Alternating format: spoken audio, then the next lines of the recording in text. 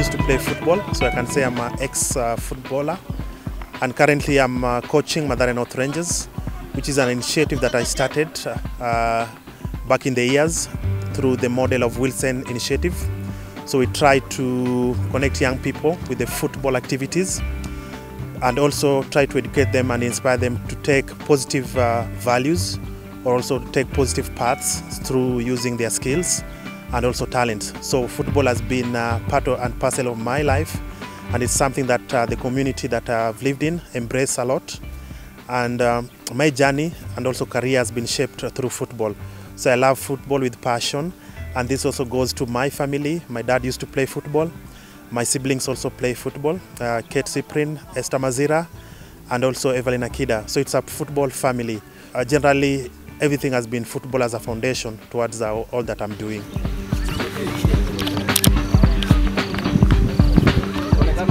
Apart from starting also, there's Metro Sports, which is also a community club that I founded with my friends some years back.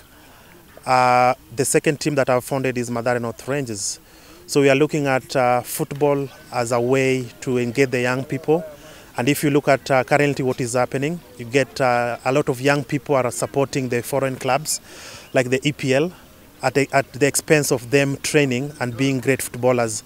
So what I'm seeing is that Africa in the near future, if we don't watch out, we'll have lots of supporters than football players because there's no foundation that people are trying to create to make sure we nurture the talents to the right direction despite all the mismanagement or all these challenges that we are facing. So individually what I am contributing back, because currently I'm not playing, is to try to address these gaps. Like within the football community, we have annually we do a football campaign in terms of buying football shoes for the young kids as a way of motivating them. So like in the last year, this is 2014, this is just currently, I've bought close to 20, my family also supported, and friends. So we reached like 30 young people having soccer shoes, and this is a blessing to them and also motivates them to continue playing. So we are calling out for individuals to at least come and help us even at the grassroots level to help set small initiative that will encourage young people to continue playing despite all the challenges that we are having. So that is my contribution, and I'm passionate in terms of making it sure that we reach the vision. There's been a big cry in terms of mismanagement. Our fields are not appropriate for playing. If you look at the kids, the way the environment that they play in, it's prone to many injuries. So we need to start looking at our federation to support the grassroots football. Because what is happening, if I compare Kenya and Tanzania, football is only being played at the top level. This is the Premier League level. But if you go to the grassroots, it's dying. You get young people who are not motivated to play because the system is very locked, and you'll get players moving from big clubs to the other clubs at the expense of even trying to mold their own, let's say, youth clubs. So there's a lot that needs to be worked upon in terms of helping even East African football, apart from focusing on, let's say, Africa as a whole. But we, East African community, we can do something about the game that we love.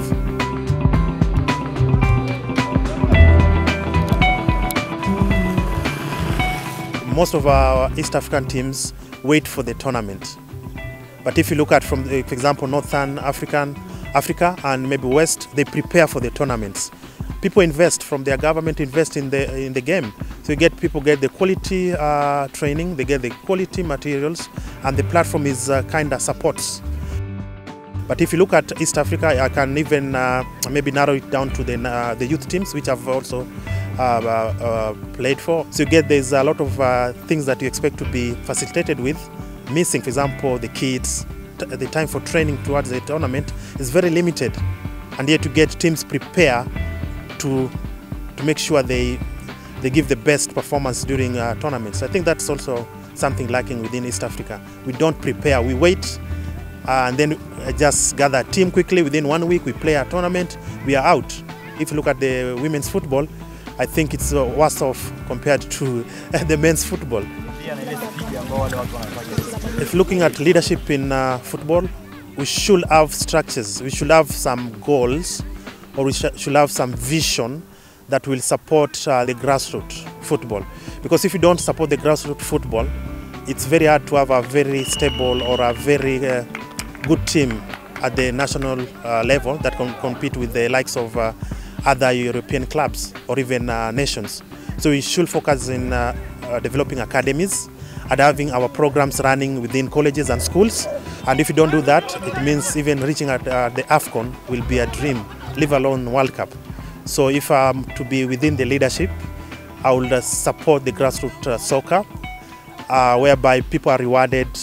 And also if it's, let's say, community tournament, at least the players have some incentives that they can celebrate and see themselves moving.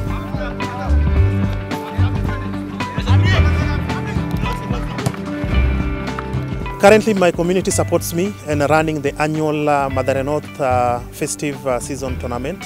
And this is an annual kind of football tournament within our community. And we have 16 teams competing. And it's always not about money, but it's all about exchanging in terms of meeting new friends even, but also using football or soccer as a tool to reach out to many communities and also to try to make our community intact so that we don't have, let's say, violence and crime happening, but we use football as a way of reaching out to our community. And my community has been very supportive over the last, let's say, 3 years in terms of coming to even watch the matches and also appreciate at that level. And that is very remarkable, having the support of, let's say, our brothers, our sisters, our uncles, our neighbors coming to watch us play. We really appreciate that.